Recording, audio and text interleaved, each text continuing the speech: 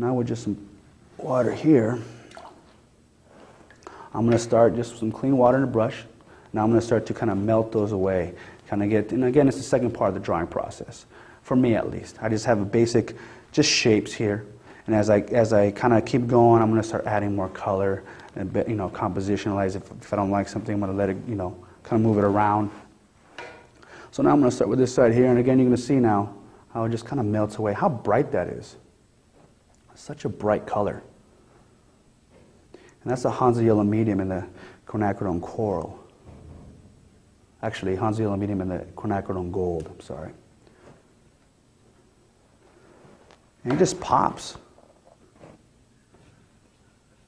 It just pops.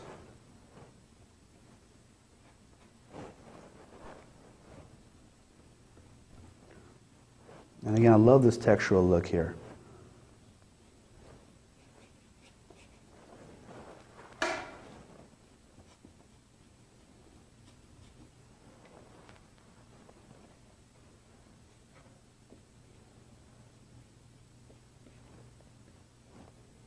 By the way, I love this brush here. It's a chisel brush. It's great for getting some nice corners.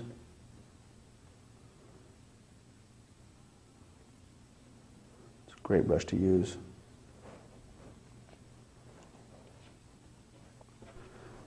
And you can see once I'm going to grab this little water on this red here, how it's just going to just punch. And that's a lot of red. It's not pink, it's red. How beautiful that color is. And that's one of the things I like about this, the fact that, and you know, I use Daniel Smith watercolors, and this is the same thing, just in a stick form. You know, grab some of that red, bring it in here. Look at that. I mean, just a little, how much pigment I put on, I just grabbed out there just from just the initial stroke I used earlier.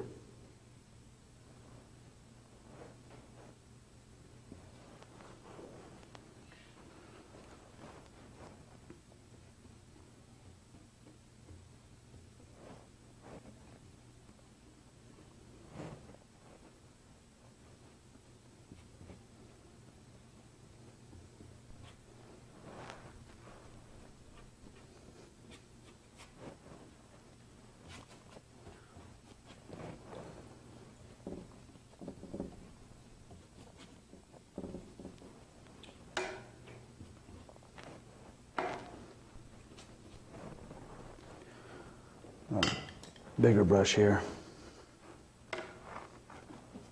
There we go, that feels a little better.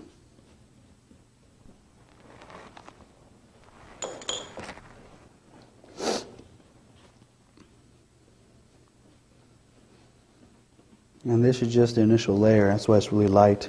I do have some red in here and some quinacridone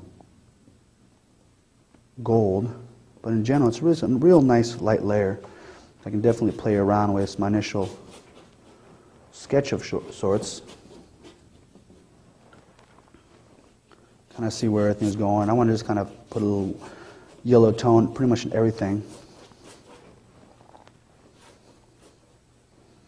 And I still a lot of pigment on these. If I was to grab a little more here, I can bring some of that down here. Look at that, just so much color in these sticks. It's quite amazing.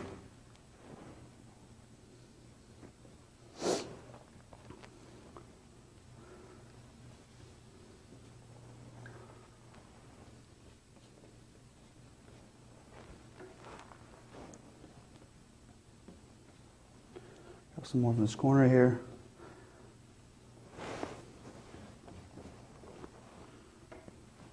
I'm trying to preserve some whites for later, but in general I'm trying to fill in most of the areas.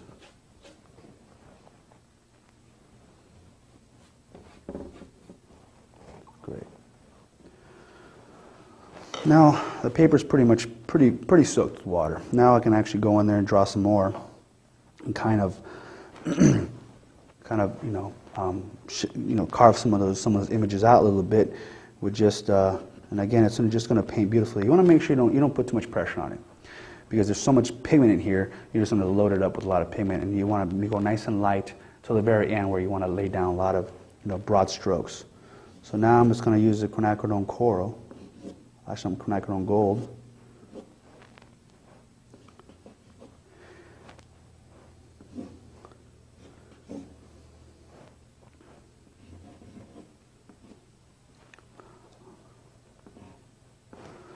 Actually, I'm going to pick up the, where are you at? Okay, I guess I won't.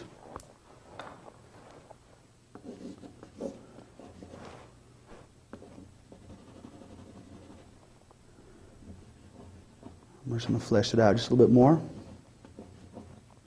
Again, I'm not going too dark yet.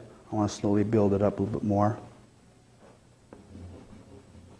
Because with anything, you want to make sure that you don't go too dark, because then you can't glaze on top of it. You can't do too much. It's going to grab so much pigment.